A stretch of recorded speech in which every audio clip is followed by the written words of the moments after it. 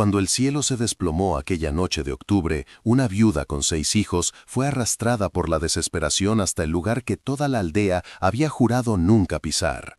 Con su hija menor temblando de frío contra su pecho y los pies hundiéndose en el barro helado, cruzó la barrera invisible que separaba el mundo de los vivos del círculo maldito. «No miren las piedras directamente», susurró con la voz rota por el miedo y la urgencia. «Mantengan los ojos en el suelo y síganme».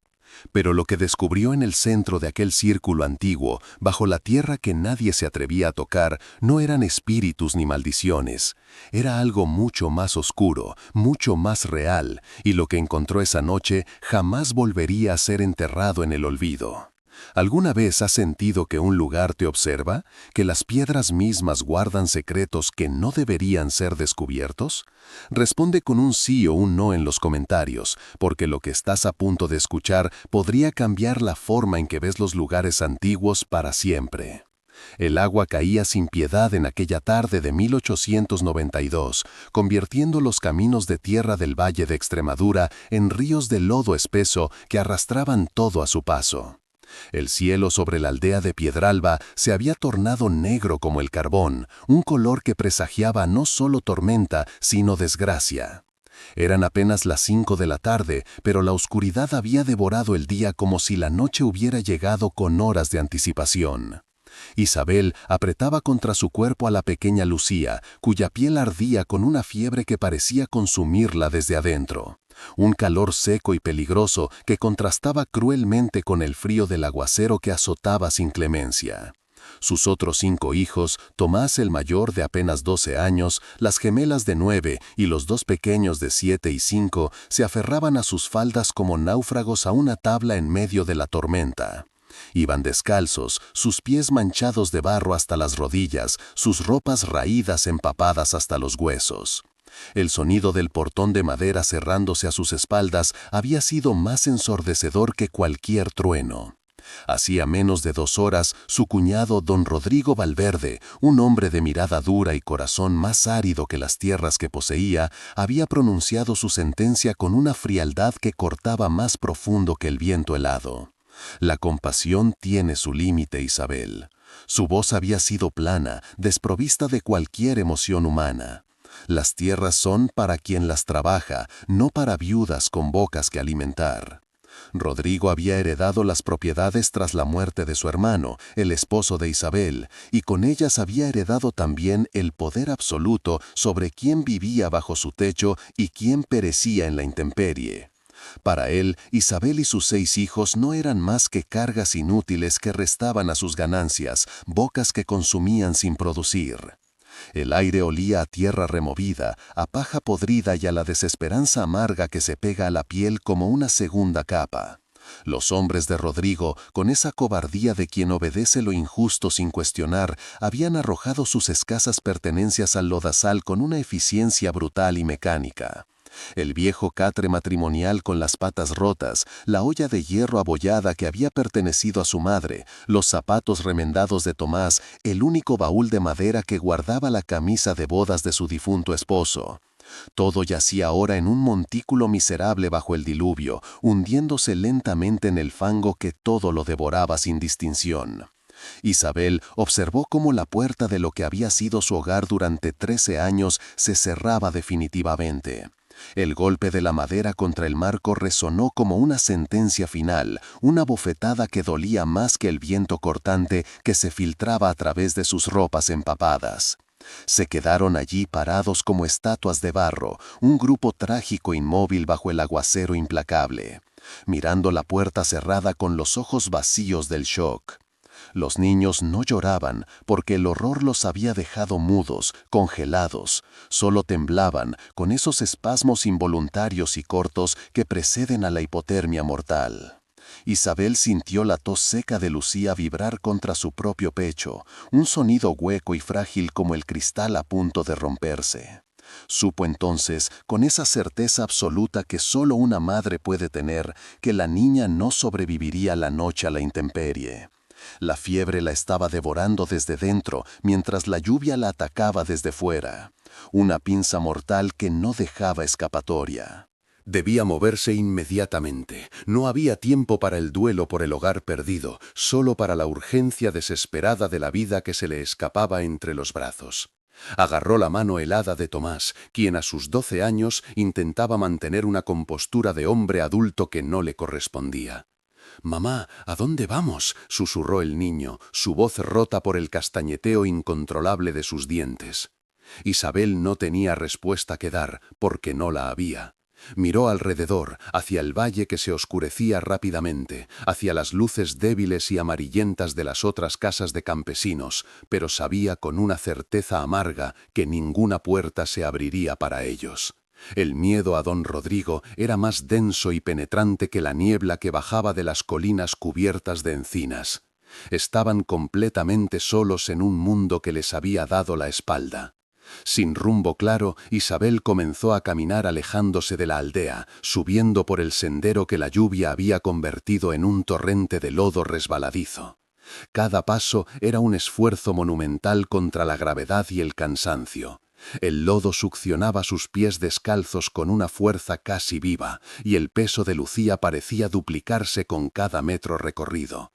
Las gemelas, agarradas de la mano entre sí, tropezaban y caían una y otra vez, levantándose en silencio con los rostros manchados de barro y lágrimas que la lluvia lavaba tan rápido como brotaban.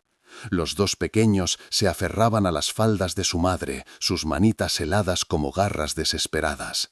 La tormenta arreciaba con furia renovada, convirtiendo el paisaje en una masa borrosa de verdes oscuros y grises plomizos. El viento aullaba entre los robles antiguos, un sonido que parecía burlarse de su fragilidad humana, de su insignificancia ante las fuerzas de la naturaleza. Isabel subía por puro instinto de supervivencia, buscando cualquier refugio en las colinas, alejándose de los campos cultivados que ahora pertenecían a Rodrigo y donde ya no eran bienvenidos. La tos de Lucía se volvió más débil, más seca, un estertor que apenas lograba salir de su pequeña garganta. Isabel se detuvo abruptamente, el pánico oprimiéndole el pecho como un puño de hierro. Necesitaba un techo desesperadamente, cualquier cosa que los protegiera, un voladizo de roca, una grieta, lo que fuera. Fue entonces cuando lo vio a través de la cortina impenetrable de agua y niebla que se arremolinaba como fantasmas. Una formación oscura en la colina, siluetas que cortaban el horizonte de manera antinatural, el círculo de piedras antiguas de Piedralba. Incluso en medio de su desesperación más absoluta, Isabel sintió un escalofrío que no tenía nada que ver con el frío penetrante, el círculo de piedras. Los ancianos de la aldea se santiguaban 3 veces solo al mencionarlo. Era un lugar del que se hablaba únicamente en susurros temerosos junto al fuego, cuando la noche era profunda y las sombras largas. Una historia de advertencia para niños desobedientes y viajeros imprudentes. Ningún pastor llevaba sus ovejas a pastar cerca de esas piedras, ningún cazador perseguía a su presa si corría hacia ese lugar maldito. La leyenda, tan antigua como la propia Hispania romana, decía que el círculo había sido erigido por los antiguos druidas como portal entre mundos, un lugar donde el velo entre los vivos y los muertos era delgado como la niebla. Se contaban historias escalofriantes de campesinos que, buscando refugio de tormentas pasadas, habían acampado dentro del círculo para no volver a ser vistos jamás, desaparecidos como si la tierra misma se los hubiera tragado, o peor aún, habían aparecido al amanecer vagando por los campos, pero transformados, diferentes, con la mirada perdida en un horizonte que solo ellos podían ver, y el alma vaciada de su esencia, murmurando incoherencias sobre voces en la piedra y manos que salían de la tierra. La gente de Piedralba prefería cruzar el río crecido arriesgando la corriente mortal antes que tomar el atajo que pasaba junto a aquel círculo prohibido. Decían que los antiguos, aquellos que habían vivido allí 1000 años antes de que la aldea tuviera nombre, aún reclamaban ese espacio. Sus espíritus, según contaban, caminaban entre las piedras en las noches de tormenta, un lamento eterno que se unía al viento para advertir a los vivos que se mantuvieran alejados. Isabel vaciló en el sendero, su cuerpo paralizado entre el terror ancestral que le habían inculcado desde niña y la urgencia maternal que latía en su pecho. La leyenda tiraba de ella hacia atrás, hacia la lluvia asesina. Pero entonces un relámpago brutal iluminó el mundo entero durante una fracción de segundo de luz blanca y cegadora, y en ese instante vio el rostro de Lucía con una claridad terrible. Los labios de la niña tenían un tinte azulado que anunciaba lo peor. Sus ojos estaban cerrados con fuerza. Su respiración era apenas un soplo débil que podía apagarse en cualquier momento. El miedo a la leyenda era un lujo que no podía permitirse, un privilegio de los que tenían opciones. La muerte por exposición era una certeza implacable y tangible que sostenía literalmente en sus brazos. El círculo de piedras era un quizás aterrador, pero un quizás al fin. La tormenta era un final seguro y sin apelación. La elección, aunque la aterraba hasta los huesos, era brutalmente evidente. El instinto de madre aplastó sin piedad un milenio de superstición heredada. «Vamos, rápido, suban hasta las piedras», ordenó Isabel con una voz que sonaba extraña incluso para ella misma, ronca por la lluvia y la determinación férrea. Empujó a Tomás y a las gemelas hacia las siluetas oscuras que prometían al menos algo de protección contra el aguacero que no daba tregua. Los niños vacilaron con sus pequeños cuerpos rígidos de terror ante las piedras prohibidas que se alzaban como gigantes dormidos. Pero el tono de su madre no admitía réplica ni discusión. Subieron tropezando uno tras otro por la pendiente resbaladiza, desapareciendo entre las sombras colosales de los monolitos. Isabel fue la última en llegar, dando una última mirada a la tormenta que borraba el mundo que conocía, antes de cruzar ella misma el umbral invisible del círculo ancestral, llevando a Lucía contra su corazón que latía con furia. La sensación al entrar fue inmediata y perturbadora. El rugido ensordecedor de la tormenta se amortiguó súbitamente, como si hubiera cruzado una barrera invisible pero muy real. El viento ya no azotaba con la misma furia salvaje. Las piedras, enormes y cubiertas de musgo milenario, formaban un círculo perfecto de unos 15 metros de diámetro. En el centro había un espacio relativamente seco, protegido por la geometría exacta de los monolitos que desviaban el viento y parte de la lluvia. Pero había algo más, algo que hizo que el vello de la nuca de Isabel se erizara. El suelo en el centro del círculo no era tierra normal. Era demasiado plano, demasiado uniforme, como si hubiera sido nivelado deliberadamente. Y en el punto exacto del centro, medio oculta por hierba salvaje y helechos, había una losa de piedra rectangular, diferente a las piedras verticales, más oscura, con marcas que podrían haber sido inscripciones desgastadas por el tiempo implacable. Los niños se agruparon instintivamente en el borde del círculo, rehusándose a acercarse al centro, a esa losa extraña que parecía emanar un frío que no era solo meteorológico. Tomás, abrazando a sus hermanos menores, miraba las piedras gigantes con una mezcla de fascinación y terror profundo. Isabel se arrodilló sobre la losa central, demasiado exhausta para preocuparse por leyendas. Necesitaba crear algún tipo de refugio rudimentario, encender un fuego si es que encontraba algo remotamente seco que quemar. Con dedos torpes y entumecidos por el frío penetrante, buscó en los bolsillos de su delantal el pequeño paquete envuelto en tela encerada. Dentro estaban sus últimos fósforos, protegidos del agua, su única esperanza de luz y calor. Miró alrededor desesperadamente buscando algo que ardiera. Cerca de una de las piedras encontró ramas de brezo, sorprendentemente secas gracias a la protección del monolito, como si alguien las hubiera apilado allí intencionalmente. Eran pocas, pero tendrían que ser suficientes. El silencio dentro del círculo era extraño, antinatural, denso como el agua. Incluso los lamentos asustados de los niños parecían ser absorbidos por las piedras, amortiguados, como si el lugar mismo se tragara los sonidos. Isabel raspó el primer fósforo contra la piedra y se apagó con un chisporroteo húmedo y decepcionante. El segundo, protegido cuidadosamente entre sus manos ahuecadas y temblorosas, prendió con una llama valiente y anaranjada. Con un cuidado infinito, acercó la llama temblorosa a las hojas secas de brezo. El humo espeso la hizo toser violentamente, pero finalmente una pequeña llama naranja lamió la madera con hambre. La luz del fuego transformó instantáneamente el círculo de piedras. Las sombras danzaban sobre los monolitos antiguos, haciendo que las marcas desgastadas parecieran moverse, retorcerse, cobrar vida propia. Los niños se acercaron al fuego como polillas a la luz, acurrucándose lo más cerca posible del calor salvador. Isabel envolvió a Lucía con su propio chal, la única prenda que estaba relativamente seca, apretándola contra su pecho para compartir el calor corporal. La niña gemía débilmente, su respiración un silbido preocupante y doloroso. La fiebre no cedía ni un ápice, el calor de su cuerpecito era una cruel ironía en medio del frío sepulcral del lugar. Tomás, asumiendo su papel de hermano mayor con una seriedad que partía el corazón, rodeó a las gemelas con sus brazos flacos, compartiendo el escaso calor que les quedaba. Los dos pequeños se acurrucaron contra la espalda de su madre, sus ojos grandes y aterrorizados fijos en las llamas danzantes y en las sombras imposibles que proyectaban las piedras antiguas.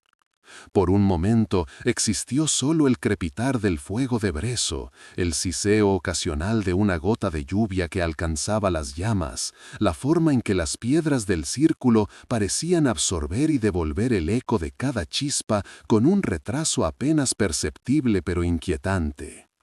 Afuera, la tormenta seguía rugiendo con furia inabatible, pero dentro del círculo era un rumor distante y amortiguado, como el sonido del océano en una caracola marina.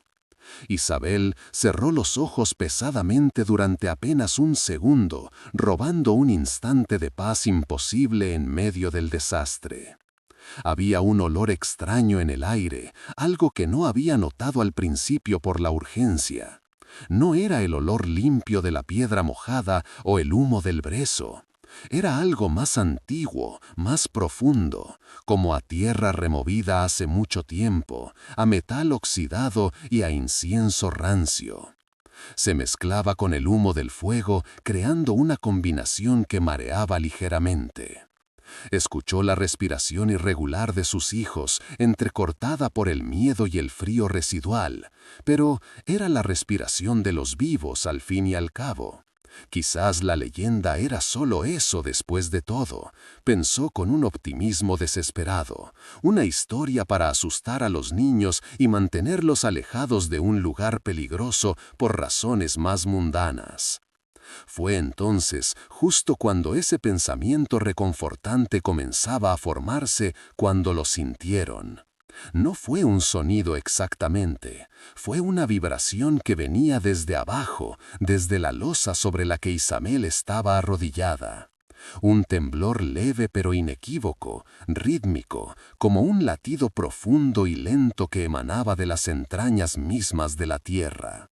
La losa bajo ella parecía estar vibrando casi imperceptiblemente, un pulso que se sincronizaba extrañamente con su propio corazón acelerado.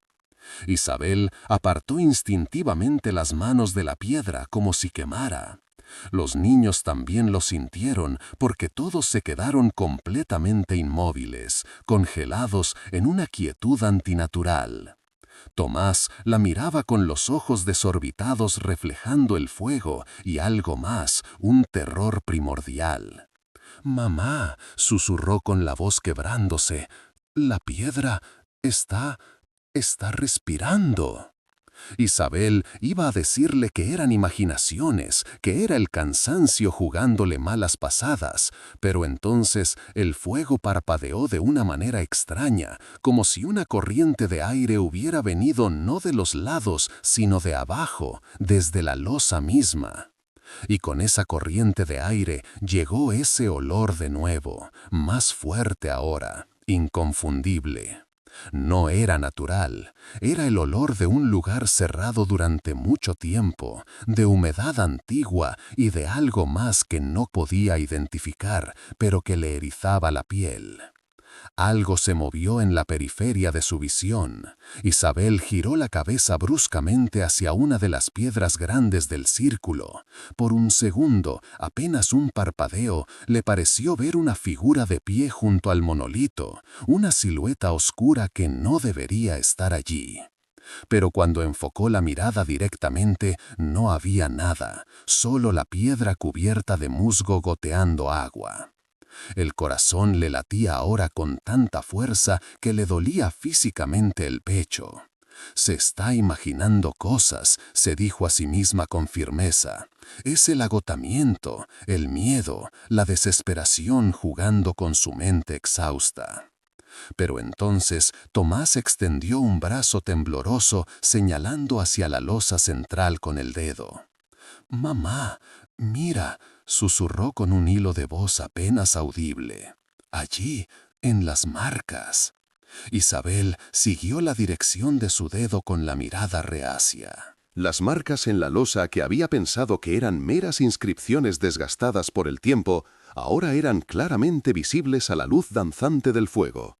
No eran símbolos druidas ni inscripciones romanas antiguas, como cabría esperar.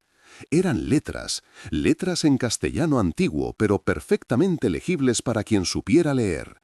E Isabel, que había aprendido a leer gracias a un cura compasivo en su juventud, podía descifrarlas con escalofriante claridad. Aquí yace lo que Valverde enterró, aquí descansa lo que Valverde robó. Que quien abra esta tumba haga justicia o sea maldito para siempre. El apellido Valverde estaba grabado en la piedra antigua, el mismo apellido de su cuñado, el hombre que acababa de echarla al lodo. Pero, ¿cómo podía ser? Esta losa era claramente antigua, de décadas, si no siglos. ¿Cómo podía estar el nombre de la familia Valverde inscrito aquí en este lugar que toda la aldea había evitado desde tiempos inmemoriales? La mente de Isabel trabajaba febrilmente tratando de comprender lo imposible. Pero antes de que pudiera procesar completamente lo que había leído, la vibración bajo la losa se intensificó. Ya no era un latido sutil, era un temblor que podía sentirse claramente, que hacía bailar pequeñas piedrecitas en el suelo y que hacía que el agua acumulada en los bordes de la losa formara ondas concéntricas perfectas. Y entonces oyeron el sonido. No venía de arriba, del viento entre las piedras gigantes, venía de abajo, de debajo de la losa que temblaba. Era un arañar, lento y deliberado, como uñas o herramientas raspando la piedra desde el otro lado, desde abajo. Ras, ras, ras. Un ritmo constante, persistente, imposible de ignorar. Los niños gritaron y se apiñaron todos juntos alejándose de la losa central, arrastrándose hacia el borde del círculo de piedras. Isabel, con el corazón a punto de estallar, agarró a Lucía con un brazo y con el otro tomó una piedra grande que encontró cerca del fuego. Su instinto maternal había pasado del miedo a la preparación para defender. Si algo iba a salir de debajo de esa losa, tendría que pasar primero sobre su cadáver antes de tocar a sus hijos. El sonido continuó durante lo que parecieron horas, pero probablemente fueron solo minutos eternos. Ras, ras, ras. Y luego, tan abruptamente como había comenzado, cesó por completo. El silencio que siguió fue de alguna manera peor que el sonido mismo, porque era un silencio expectante, cargado de algo que estaba por suceder. Isabel no se movió, apenas respiraba, con todos sus sentidos agudizados al máximo esperando lo que vendría. La losa no se movió, nada salió del suelo, pero algo había cambiado en el aire del círculo, como si una presencia se hubiera manifestado sin tomar forma visible. Fue Tomás quien lo notó primero. «Mamá», susurró, señalando con mano temblorosa hacia el borde de la losa. «Ahí, hay algo ahí». Isabel miró hacia donde señalaba. En el borde de la losa, donde antes había estado perfectamente sellada con el suelo, ahora había una grieta, una abertura estrecha pero definida, como si la piedra se hubiera levantado ligeramente. Y de esa grieta emanaba un resplandor tenue, dorado, parpadeante, como el reflejo de metal precioso a la luz de una vela. Isabel se acercó lentamente, cada paso una batalla contra el instinto de huir. Se arrodilló junto a la grieta, manteniendo la piedra que había agarrado firmemente en su mano como arma. Acercó el rostro con cautela, el corazón latiéndole en los oídos como tambores de guerra. El resplandor venía de abajo, desde una cavidad tallada artificialmente en la roca, y lo que vio le cortó la respiración de golpe. No era una tumba en el sentido tradicional, era un escondite. Bajo la losa, en una cavidad tallada artificialmente en la roca, había objetos que brillaban con un fulgor inconfundible incluso a la tenue luz del fuego. Monedas de oro, muchas, apiladas en sacos de cuero podrido. Candelabros de plata con incrustaciones de piedras preciosas, cópones eclesiásticos con el sello de la cruz, cálices enjoñados, relicarios de oro, una fortuna en objetos religiosos robados, escondido bajo tierra en el centro de un círculo de piedras que nadie se atrevía a visitar. Isabel entendió todo en un instante de claridad cegadora. No eran los druidas antiguos los que habían maldecido este lugar, era mucho más reciente, mucho más humano. Los Valverdes, en algún momento de su historia familiar, habían robado estos tesoros, probablemente de iglesias y monasterios, durante alguna guerra o revuelta, y los habían escondido aquí, en el único lugar donde nadie los buscaría jamás, perpetuando y alimentando deliberadamente la leyenda del círculo maldito para mantener alejados a los curiosos. El arañar que había oído no eran fantasmas ni manos de muertos. Era el sonido de los sacos de cuero podrido desintegrándose finalmente, de las monedas de oro cayendo y acomodándose, del metal precioso expandiéndose y contrayéndose con los cambios de temperatura y humedad bajo tierra. Todo tenía una explicación racional y terrible. Los Valverdes habían construido su fortuna no solo con trabajo honesto, sino con hurto sagrado, y habían usado el miedo supersticioso de la gente para proteger su secreto. Isabel se sentó hacia atrás, la mente trabajando a velocidad vertiginosa. Había venido aquí huyendo de un hombre que la había despojado de todo por codicia, y ahora la tierra misma le había revelado el origen corrupto de esa codicia, le había mostrado el pecado original de la familia que la había condenado. Miró a sus 6 hijos acurrucados juntos, aterrorizados y exhaustos pero vivos. Miró a Lucía, cuya fiebre parecía haber bajado ligeramente con el calor del fuego, su respiración un poco menos forzada. Pensó en la inscripción en la losa: que quien abra esta tumba haga justicia o sea maldito para siempre. No era una maldición druida, era la advertencia culpable de quien había escondido el tesoro, o quizás de quien lo había descubierto antes y había decidido dejarlo enterrado antes que mancharse con él. Pero Isabel ya estaba manchada por el lodo donde Rodrigo la había arrojado. Ya no tenía nada que perder excepto a sus hijos. Y este tesoro no era de los Valverdes por derecho, era robado, era de la iglesia, era de nadie y de todos. La decisión se formó en su mente con una claridad de hielo. No tomaría nada esa noche. Primero necesitaba que sus hijos sobrevivieran al amanecer, pero ahora sabía exactamente qué palanca usar, qué secreto esgrimir. Con manos temblorosas pero decididas, volvió a cubrir la grieta con tierra y piedras pequeñas, ocultando el resplandor dorado. Nadie más debía saber todavía. Este era su secreto ahora, su poder, su billete de salida del infierno en el que Rodrigo la había sumergido. Pasó el resto de la noche alimentando el fuego, dando pequeños sorbos de agua de lluvia limpia que recolectaba del musgo de las piedras a Lucía, abrazando a sus hijos contra su cuerpo y planeando cada movimiento de lo que vendría con el amanecer. La tormenta finalmente amainó cuando las primeras luces grises del alba comenzaron a filtrarse entre las nubes. Isabel no había dormido ni un segundo. Se levantó entumecida, cada hueso de su cuerpo protestando, y caminó hasta el borde del círculo de piedras. El valle de Piedralalba se extendía abajo, envuelto en jirones de niebla matutina que se arrastraban como serpientes blancas entre los campos anegados. Y entonces lo vio. Una figura a caballo, un punto oscuro contra la niebla blanca, subiendo lentamente por el sendero hacia el círculo de piedras. Rodrigo. Venía solo, sin sus hombres. lo cual significaba que no quería testigos de lo que sea que planea hacer o decir. Isabel sintió una sonrisa fría formarse en sus labios agrietados. No sabía si había venido a terminar el trabajo, a asegurarse de que habían muerto en la tormenta, o si algo más lo impulsaba. Pero ya no importaba porque ella ya no era la mujer asustada de ayer. El caballo se detuvo a unos metros del círculo de piedras. Rodrigo no desmontó inmediatamente. Se quedó allí sentado en su montura, mirando las piedras antiguas con una expresión que Isabel no pudo descifrar completamente a la distancia. ¿Era miedo lo que veía en su rostro? ¿Nerviosismo? Finalmente desmontó con movimientos tensos y caminó lentamente hacia el borde del círculo, pero notablemente no entró. Se detuvo justo en el límite, como si una barrera invisible lo contuviera. Isabel llamó con voz que intentaba ser autoritaria, pero que temblaba ligeramente. «Isabel, sal de ahí inmediatamente. Ese lugar no es seguro para ti ni para los niños».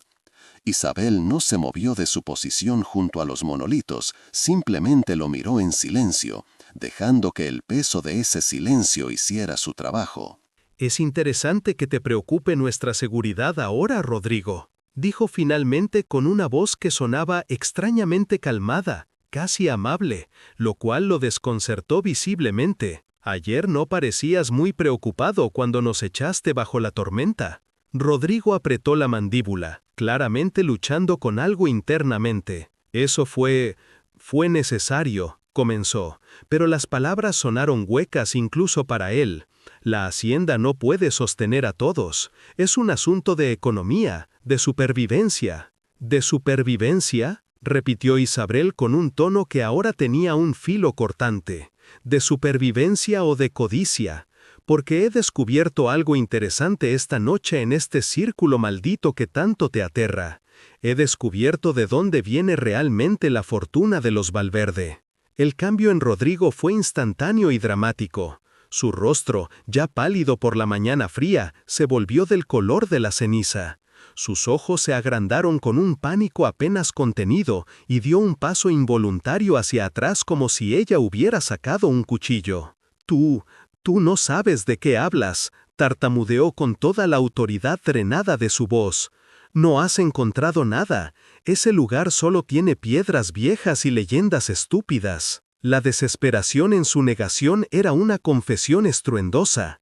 Isabel dio un paso hacia adelante colocándose directamente junto a la losa central, su pie posado casualmente sobre la piedra inscrita. «Oh, no he encontrado nada», preguntó con una calma gélida que asustaba incluso a sus propios hijos que la observaban mudos. «Entonces, quizás debería ir a la aldea ahora mismo y contarles al cura y al alcalde sobre la inscripción en esta losa. Quizás deberían venir aquí y ver con sus propios ojos qué hay debajo de esta piedra que los Valverde han trabajado tanto para mantener oculta, para mantener a todos alejados con cuentos de maldiciones y espíritus». Isabel había llegado a la decisión en algún momento durante la larga noche, mientras sus hijos dormitaban inquietos junto al fuego moribundo, y ella contemplaba las piedras antiguas que guardaban secretos de los vivos, no de los muertos. Decidió que su voz debía ser escuchada, que su historia debía importar. «Y justo aquí, a mitad de este momento crucial, quiero pedirte algo importante. Si esta historia te está manteniendo despierto, si estás tan atrapado en el misterio del círculo de piedras como yo lo estaba esa noche helada, entonces suscríbete al canal ahora mismo para no perderte nunca un relato como este. Y déjame saber en los comentarios, ¿qué harías tú si descubrieras un secreto oscuro sobre la familia más poderosa de tu pueblo? ¿Lo usarías para sobrevivir o intentarías hacer justicia sin importar el costo? No es una pregunta fácil de responder, ¿verdad? Pero quiero conocer tu perspectiva. Quiero saber qué tipo de persona eres cuando te enfrentas a decisiones imposibles. Escribe tu respuesta ahora, porque tu opinión podría cambiar la forma en que termino de contar esta historia. Rodrigo estaba visiblemente temblando ahora, y no era por el frío matutino. Sus manos se abrían y cerraban a sus costados en puños impotantes mientras luchaba con la realización de que su mundo cuidadosamente construido estaba a punto de colapsar. ¿Qué quieres?, siseó finalmente con la voz convertida en un susurro áspero. Dinero, tierras, ¿qué es lo que quieres para tu silencio? La palabra silencio flotó en el aire entre ellos, el reconocimiento tácito de que ella tenía razón, de que había algo que ocultar. Isabel se permitió una sonrisa pequeña y triste. No quiero tu dinero manchado, Rodrigo. No quiero tocar la plata que compraste con oro robado de iglesias. Pero mis hijos no pueden vivir bajo las piedras como animales salvajes. Hizo una pausa dejando que el silencio se alargara como una cuerda tensa antes de continuar. Quiero la casa vieja junto al arroyo de Valdecortes, la que lleva vacías desde que murió el antiguo guardabosques. Es una petición razonable y modesta. Rodrigo abrió la boca para protestar, pero Isabel levantó una mano deteniéndolo. Y quiero papeles de propiedad legales y firmados por el notario para un pedazo de tierra cultivable, no a tu nombre ni al mío, sino a nombre de mi hijo Tomás. Tierra que nunca podrás arrebatarnos, que será nuestra sin importar lo que pase. Y quiero provisiones regulares, comida suficiente para alimentar a 6 niños en crecimiento, entregadas discretamente cada mes. A cambio, murmuró bajando la voz para que solo él pudiera oír, aunque no había nadie más cerca. A cambio, lo que encontré bajo esta piedra se queda bajo esta piedra. La inscripción que leí esta noche la olvidaré con el tiempo. Los objetos que vi brillando bajo la losa nunca los mencionaré a alma viviente. El círculo de piedras seguirá siendo maldito y temido, y nadie más vendrá aquí a curiosear. Tu secreto familiar, tu pecado original, muere aquí conmigo. El rostro de Rodrigo pasó por una secuencia rápida de emociones. Alivio, resentimiento, cálculo y finalmente una aceptación amarga. Sabía que era el trato más barato que haría en su vida.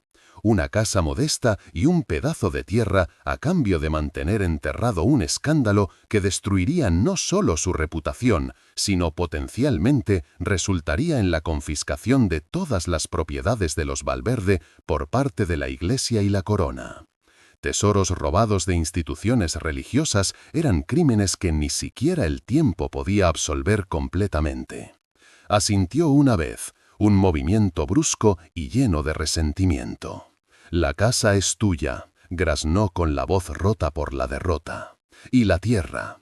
Mandaré los papeles con el notario esta misma semana. Pero, si alguna vez, añadió con un destello final de su arrogancia anterior, si alguna vez hablas de esto, si alguna vez mencionas lo que crees haber encontrado aquí, te aseguro que no habrá lugar en toda Extremadura donde puedas esconderte de mí. Isabel lo miró directamente a los ojos sin parpadear ni retroceder un milímetro. Ya he dormido en el círculo de piedras, maldito Rodrigo. Ya he mirado lo que tu familia enterró en la oscuridad. No hay nada más que puedas hacerme que me asuste después de esta noche. Sin decir otra palabra, le dio la espalda, un gesto de desdén absoluto que dejó a Rodrigo parado solo en el borde del círculo de piedras.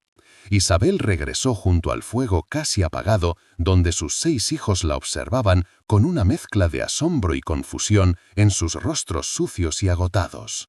Tomás la miraba como si la viera por primera vez, como si su madre se hubiera transformado durante la noche en alguien completamente diferente. «Recojan sus cosas», susurró Isabel con una ternura que contrastaba dramáticamente con el acero que había mostrado momentos antes. «Tenemos un hogar nuevo esperándonos». Los días siguientes fueron un borrón extraño de transición. Rodrigo cumplió su palabra, probablemente porque no tenía otra opción viable.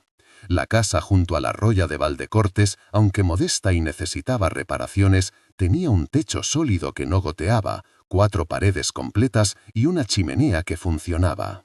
Para Isabel y sus hijos, que habían pasado una noche en el círculo de piedras antiguas, enfrentando secretos enterrados y temperaturas mortales, era un palacio de confort inimaginable. El notario llegó personalmente con los documentos de propiedad de la tierra a nombre de Tomás, un niño de 12 años que de repente se encontró siendo propietario legal de 3 hectáreas de tierra cultivable. Las provisiones prometidas llegaron discretamente cada mes, entregadas por un sirviente nervioso que dejaba los sacos de grano, las verduras y ocasionalmente algo de carne seca en la puerta sin decir palabra ni hacer contacto visual. La aldea de Piedralba, por supuesto, murmuraba. ¿Cómo era posible que la viuda echada durante la tormenta más terrible del año ahora tuviera casa, tierra y comida? Los rumores se multiplicaban como maleza. Algunos decían que Isabel había hecho un pacto con los espíritus del Círculo de Piedras, que había vendido su alma a cambio de fortuna. Otros susurraban que había seducido a don Rodrigo, aunque ambos lo negaran. Los más imaginativos contaban que había encontrado oro antiguo en las piedras y estaba chantajeando a alguien importante. Ninguna de estas versiones era completamente incorrecta, pero tampoco completamente correcta. Isabel no corregía ningún rumor, ni confirmaba ninguna teoría. Simplemente vivía su vida, criando a sus hijos, trabajando la tierra que ahora les pertenecía legalmente y guardando su silencio como el tesoro más valioso que poseía. Lucía se recuperó completamente de su fiebre en los días siguientes con los cuidados apropiados, un techo sobre su cabeza y comida regular en su estómago.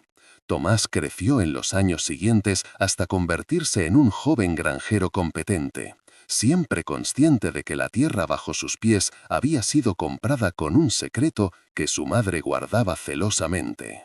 Las gemelas y los pequeños nunca hablaron de lo que habían visto y oído esa noche en el Círculo de Piedras, como si un acuerdo tácito de silencio los hubiera unido a todos. Isabel visitaba el Círculo de Piedras solo una vez más en su vida, años después, cuando sus hijos ya eran mayores y podían valerse por sí mismos. Fue sola una mañana clara de primavera cuando las flores silvestres cubrían las colinas de Extremadura con un manto de colores imposibles. Caminó hasta el círculo que ya no le causaba ningún miedo, solo una especie de respeto solemne. Los monolitos seguían allí, eternos e inmutables, cubiertos de musgo y líquenes que los hacían parecer parte del paisaje natural. La losa central permanecía en su lugar, la hierba creciendo silvestre alrededor de ella, las inscripciones ahora aún más desgastadas por años adicionales de exposición a los elementos. Isabel se arrodilló junto a la losa y con manos que temblaban ligeramente, no por miedo, sino por la emoción de lo que estaba a punto de hacer, comenzó a apartar la tierra y las piedras pequeñas que había usado para cubrir la grieta años atrás. La abertura seguía allí inalterada por el tiempo, o por manos humanas que no se habían atrevido a acercarse. El resplendor dorado seguía emanando desde las profundidades, quizás un poco más tenue por la acumulación de tierra, pero inconfundible. El tesoro seguía allí, intacto, esperando. Isabel metió la mano con cuidado en la cavidad, sintiendo el frío del metal precioso bajo sus dedos. Tocó las monedas de oro, los candelabros de plata, los cálices enjollados. Una fortuna que podría cambiar completamente la vida de su familia, que podría comprar no solo una casa modesta, sino propiedades enteras, que podría elevarlos de campesinos a personas de influencia y poder. Durante un largo momento sopesó esa tentación en sus manos literalmente. Pero luego recordó la inscripción: que quien abra esta tumba haga justicia o sea maldito para siempre. Justicia, no riqueza. Las dos cosas no siempre eran lo mismo. Sacó su mano vacía de la cavidad. No tomaría el tesoro para sí misma, porque hacerlo la convertiría en lo mismo que los Valverde, alguien que construye su vida sobre lo robado, sobre lo que pertenece a otros. Pero tampoco lo denunciaría a las autoridades, porque el escándalo destruiría no solo a Rodrigo, sino a su propia familia, por asociación. Los rumores los ahogarían y la verdad de su chantaje saldría a la luz. En cambio, hizo algo diferente, algo que no había planeado hasta ese momento. Con esfuerzo considerable, comenzó a empujar tierra y piedras más grandes sobre la grieta, sellándola más completamente de lo que había estado antes. Trabajó durante horas bajo el sol de primavera, sudando y esforzándose hasta que la abertura estuvo completamente cubierta e invisible para cualquiera que no supiera exactamente dónde buscar. Luego, usando una piedra afilada, grabó algo nuevo en el borde de la losa central, junto a la inscripción antigua, pero lo suficientemente separado para distinguirse. Con letras toscas pero legibles, escribió: Isabel estuvo aquí, eligió diferente, 1893.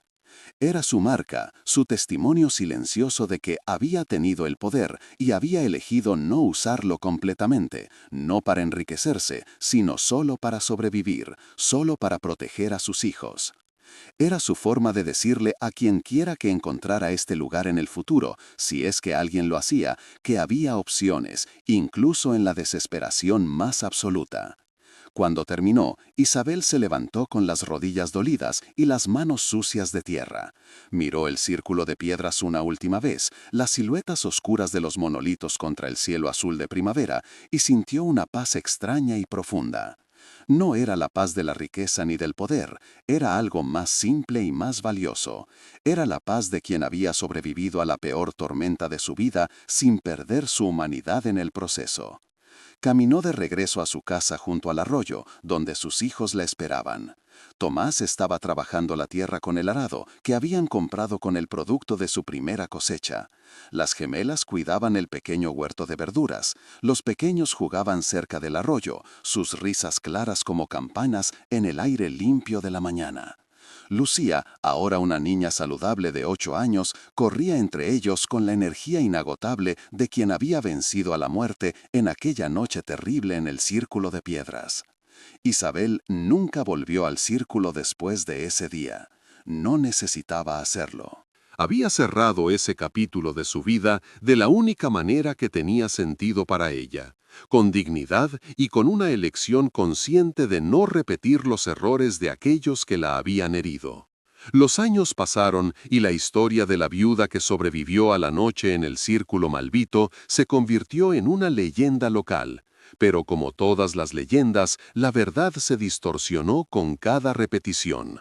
Algunos decían que había hecho un pacto con demonios, otros que había encontrado oro antiguo y se había enriquecido, otros más susurraban que había seducido a don Rodrigo para obtener favores. Ninguna versión capturaba la verdad completa, y quizás eso era apropiado. La verdad era suya y de nadie más. Rodrigo Valverde murió años después, en 1908, de una enfermedad del corazón que los médicos no supieron explicar. En su lecho de muerte se dice que llamó a Isabel, que acudió no por compasión sino por curiosidad.